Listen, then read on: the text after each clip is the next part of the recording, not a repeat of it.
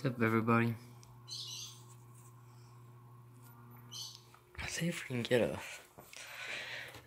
some cards or something.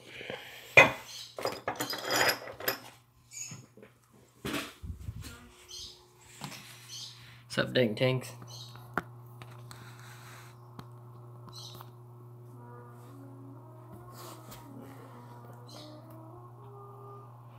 Don't know exactly how long I'm gonna be on here, but just here just to give a little mini live stream, and if we get enough people on here, do a little update.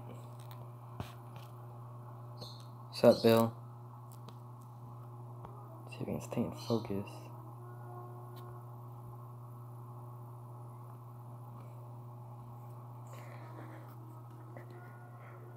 So I got a new phone because my other one broke, and it just basically exploded in school. So it's kind of the same phone, but it's like I guess you could say the upgraded version. It's bigger, it's better camera. So I'm hoping. I mean, I don't film on my phone, but I'm hoping at least thumbnails and stuff can be a lot better from now on. Usually my thumbnails are pretty good anyways, but maybe I'll start making some videos on here because this camera is definitely better than what I use now. You can see how much clearer everything is. I mean, obviously both of the tanks are kind of cloudy. We just did some water changes, especially on that one. You can see kind of the gray haze, but it still looks pretty good, surprisingly. But got a little hair. That's why this is the problem about having long hair and have aquariums. You just get like you'll be cleaning your tanks. I don't know how much hair off. It's like you'll get a hairball in your impellers. I don't know how much hair goes into my tanks. I don't know how that happens, but I always find so much hair in my tanks. I don't know how. I guess that is shed.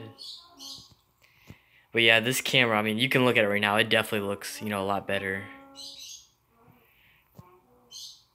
I wish it was, clear right now. I literally just did a water change like 5 minutes ago.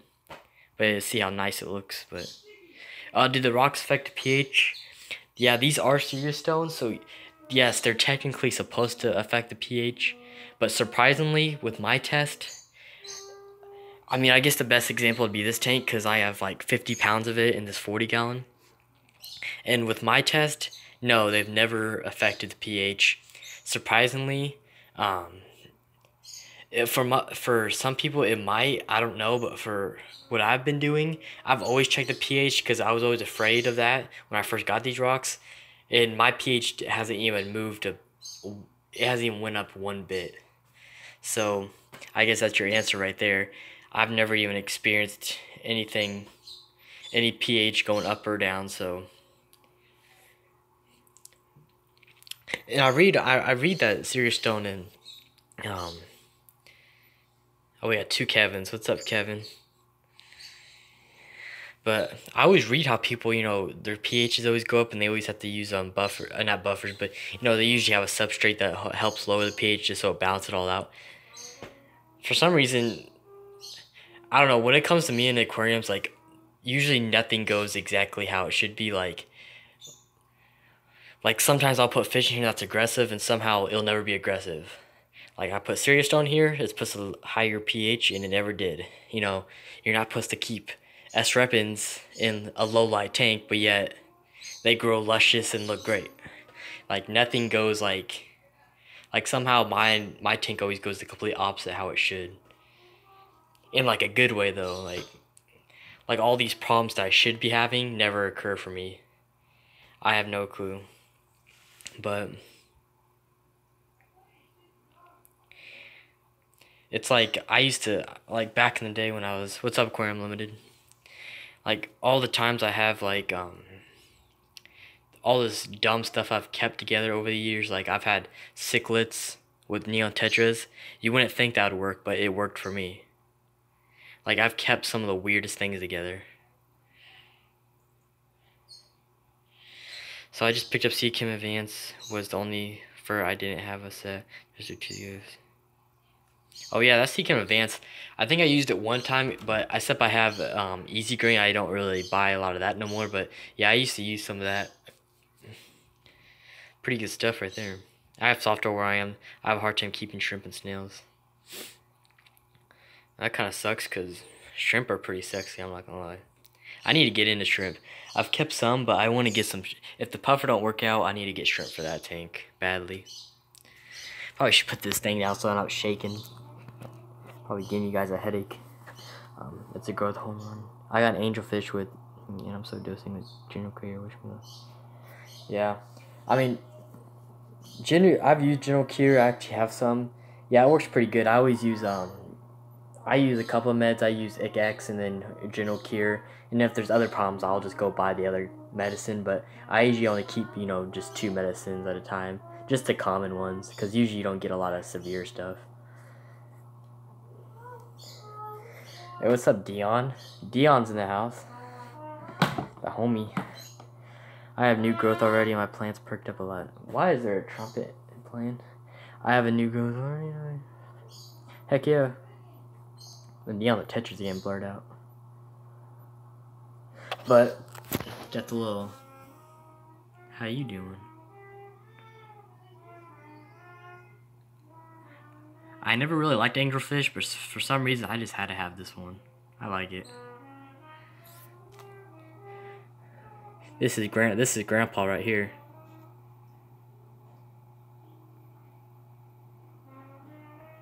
About 4 years old now.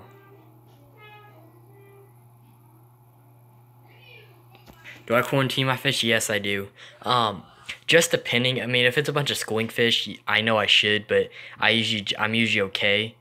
But yeah, if it's like a main fish, like an angelfish, if it's like anything major, yeah, I do quarantine. I have actually, if I open up my closet, see this 10-gallon back here? I actually, this is my quarantine tank. I don't keep it set up, but when I do get fish, because I rarely do get fish, but when I do, I set up that 10-gallon, and I have all kinds of stuff for that. All in the tank. There's supplies for a quarantine tank, so basically what I do. No, I don't just open.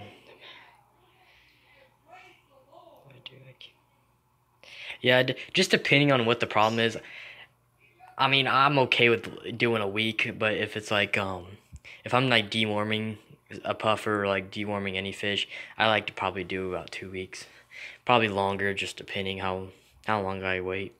But if you're like getting a new setup, like say like there's no really fish in there, just fish to cycle. But like if I get a puffer, if they ever do send it, when it goes in there, I won't quarantine it in a separate tank because there's no fish in there, so I'll just quarantine it in the tank already because there's nothing else in it with it, so might as well just quarantine it in the main tank. But that's just how I do things. I swear, if the trumpet's loud in the background, my bad. I feel like it is, and it's annoying, guys. Yeah, it's probably smart, but like if there's no other fish in there, then yeah, just throw them in there, and then you can quarantine them in the tank your main tank. That's perfect line. But if you already have like fish in the tank that's been in there for a while, yeah, you just want to quarantine them separate. But if the tank's already empty, might as well just quarantine them in the main tank. Jesus Christ, what is going on? Sounds like a circus behind me. But something's about to get dropped, ruining my production. But see, I'm getting some brown algae back. See on these Esrepens. Ever since I took my autosynclus out of this tank, brown algae's been occurring a lot more. Well, it came back basically.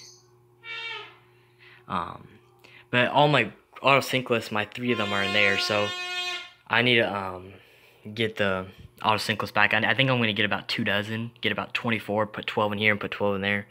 Probably way too much for a little 20-gallon over there, but might as well go big. But I play the trumpet, my brother played the clarinet, my brother played trumpet. See, I don't mind instruments, but when you got these dudes behind me annoyingly playing it,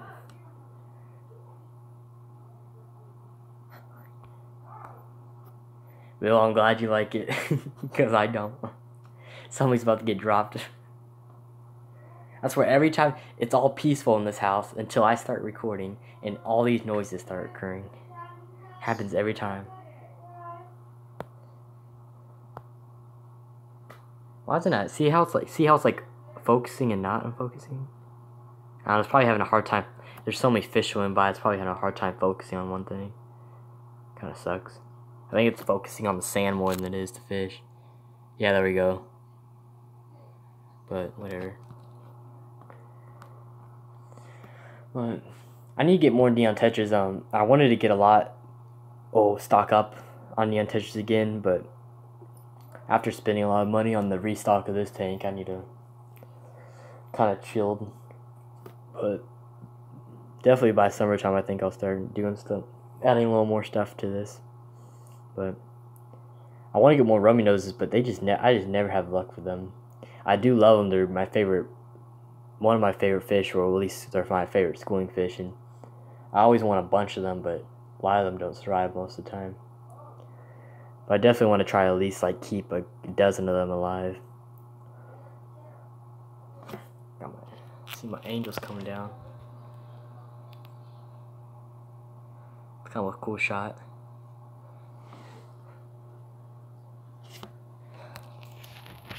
But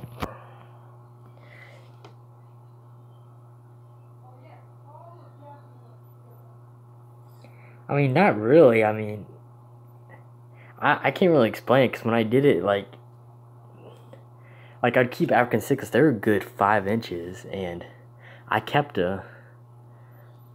like 6 in there, I think, at the time. Nothing ever happened. And they were small too. They were little things. I mean, my local fish store at the time had like a fresh batch of them, so they were really tiny. I mean, those things are tiny little things. The big old cichlids, I mean, I was pretty dumb for even doing it, but it worked. I wouldn't do it ever again, but some of the things I've been able to do, I have no clue. I couldn't explain it.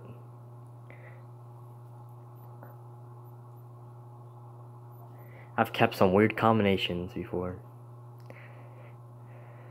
But trial and error, I guess. Back in the day. We've all done a lot of dumb stuff when we first started. I wasn't that bad though. It was just the first couple tanks. After that, I was pretty good at what I was doing. This angelfish, its fins are. That's why I was having a hard time swimming. The right side of the angel's fin's half off. It's half the size of its left one. Shoot. I never even noticed that. I have to keep watching that. No, that's why I was having a hard time swimming up sometimes. Might have to take them out. Well, I guess I can kind of go to this tank so we can kind of switch around. Crawl over here. Yeah, this tank is just clearing up from water change, so. But looking, it's good enough to, film. Live streams are supposed to be behind the scenes, so this is behind the scenes of what my tanks look like when they're not clear. I think I should research how to treat that person. Yeah, I mean, saltwater, I mean, that's the good thing. Freshwater, once you master freshwater, I mean, saltwater really isn't that difficult. I mean, obviously, when you start keeping corals, there's different, stuff you need to do with potassium, magnesium, like, there's a bunch of other stuff you have to, do and consider doing, but, when it comes to, treating fish, they're really not that different. To me, like, the only thing different is, the look. If you can fertilize a plant tank and trim the plants and take care of that and have a luscious plant tank, then you can keep a reef tank. I mean, some people might not agree with that, but I thought there was nothing you could do for ick in a saltwater tank. Oh no, you can treat ick in a saltwater tank. Sometimes it is more difficult, but it's nothing different than treating salt water. I mean, not salt water, fresh. What's up, Logan? Yeah, I mean, it's just when you have salt in the water, there's just a bunch of different things you got to do. I've never did it myself when I had the one saltwater tank back in the day. Of course, I didn't quarantine, but I knew how to do it, and I never tried it for myself. I probably should have, but that's why I'm gonna be setting up a reef myself in probably the coming years, or probably a year and a half. I wouldn't say I would probably say my senior year I'll have a reef tank up. Basically, until I move into the new house, that's when I'll have a reef tank, and honestly, I could probably say that's in a year or two, because I have no room in where I'm at right now to do any more tanks.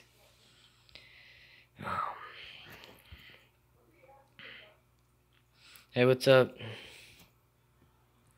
But yeah, this tank's basically cleaning up. The carpet's really growing in. I need to get some CO2 for this tank sometime, but you can see they're really growing in. They're actually about triple the size than they were. You can see this whole corner's getting filled in. F-Shrepens look really good. Always looking good. And then, my new bush of narrow leaf. Looking good. I kind of actually pulled it out a little bit, but the roots holded it down, so. This plant's coming back, half it died, but that was just, the plant quarantining to, the new tank. So you can see how much new growth is coming in now. All that's, new. So once all those leaves fall off, then all new growth will come on. You can see kind of light green right there and there.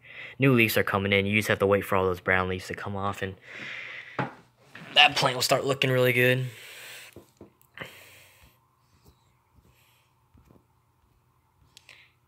So I used red egg and fish oil for a week in Washington, high temp, but salt, different chemistry, right? Yeah. Huh? For what? Okay, hold up.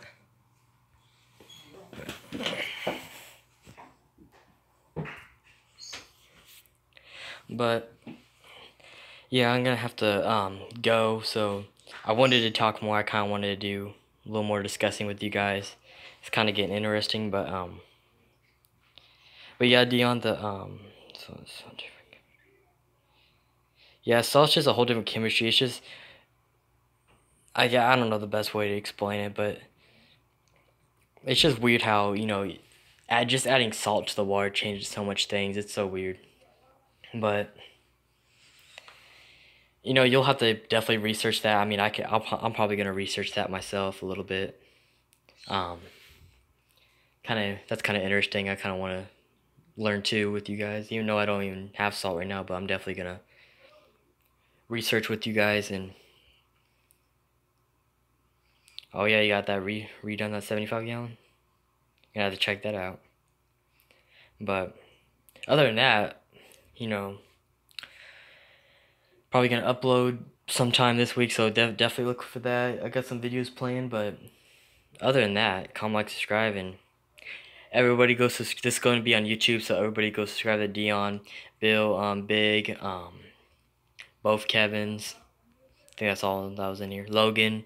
So everybody go, subscribe to them. But other than that, comment, like, subscribe, and I'll see you guys on the next one. If I can stop the stream.